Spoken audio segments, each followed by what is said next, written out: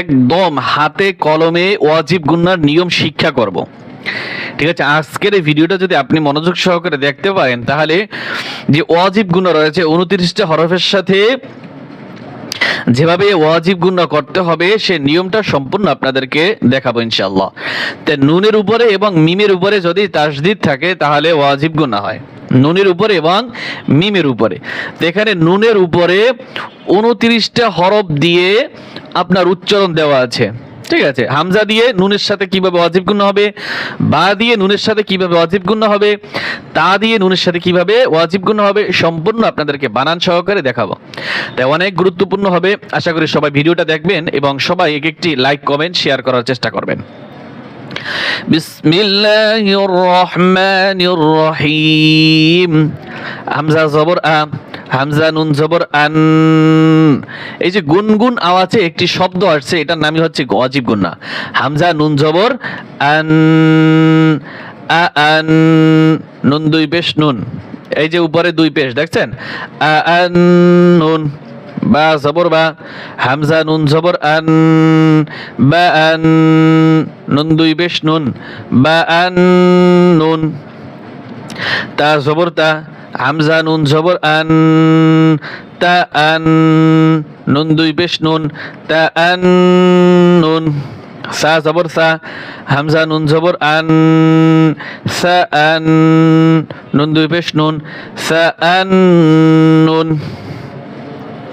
Gym জবর জা, হামজা নুন জবর আন, জা আন, নুন দুই পেশ নুন, জা আন নুন, হা আলিফ জবর হা, হামজা নুন জবর আন, হা আন, নুন দুই পেশ নুন, হা আন নুন, খ জবর খ, হামজা নুন জবর আন, খ আন, নুন দুই পেশ নুন, খ আন নুন, দাল জবর দা, হামজা নুন জবর আন, দা আন, নুন দুই পেশ নুন, দা আন নুন, জাল জবর জা, হামজা নুন জবর আন, জা আন, নুন দুই পেশ নুন, জা আন নুন,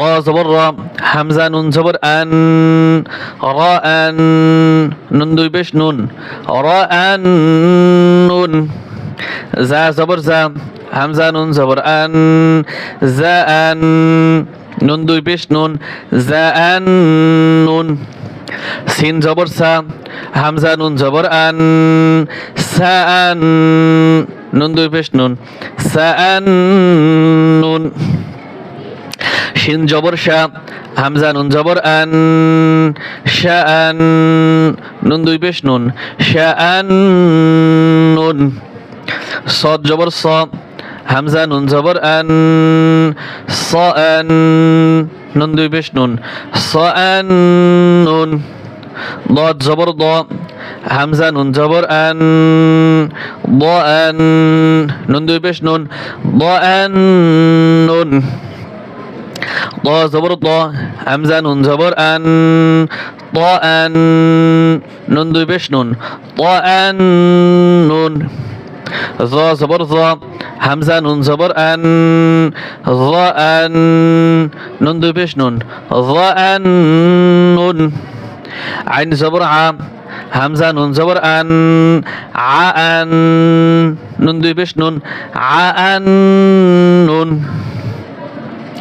غين زبر غ، হামজা নুন জবর আন, غ আন, নুন দুই পেশ নুন, غ আন নুন, ফা জবর ফা, হামজা নুন জবর আন, ফা আন, নুন দুই পেশ নুন, ফা আন নুন, কফ জবর ক, হামজা নুন জবর আন, ক আন, নুন দুই পেশ নুন, ক আন নুন, কাফ জবর কা, হামজা নুন জবর আন, কা আন, নুন দুই পেশ নুন, কা আন নুন, লাম জবর লা, হামজা নুন জবর আন, লা আন, নুন দুই পেশ নুন, লা আন নুন, মিম জবর মা, হামজা নুন জবর আন, মা আন, নুন দুই পেশ নুন, মা আন নুন, নুন জবর না, হামজা নুন জবর আন, না আন, নুন দুই পেশ নুন, না আন নুন। ওয়াও জবর ওয়া, হামজা নুন জবর আন, ওয়া আন, নুন দুই পেশ নুন, ওয়া আন নুন। হা জবর হা, হামজা নুন জবর আন, হা আন, নুন দুই পেশ নুন, হা আন নুন। ইয়া লিফ ইয়া জবর ইয়া, হামজা নুন জবর আন, ইয়া আন, নুন দুই পেশ নুন, ইয়া আন নুন। তাহলে এইভাবে যদি আপনারা বানান করে পড়েন তাহলেই পারবেন। এখন আমরা একবার রিডিং পড়ব। আন-নুন, বা-আন-নুন, তা-আন-নুন, ফা-আন-নুন, জা-আন-নুন, হা-আন-নুন, খ-আন-নুন, দা-আন-নুন, যা-আন-নুন, রা-আন-নুন, যা-আন-নুন, সা-আন-নুন, شأن صأن ضأن ضأن ظأن عأن غأن فأن وأن كأن لأن مأن نأن وأن هأن يأن। এইভাবে আপনারা প্রথমে কি করবেন, বানান করবেন।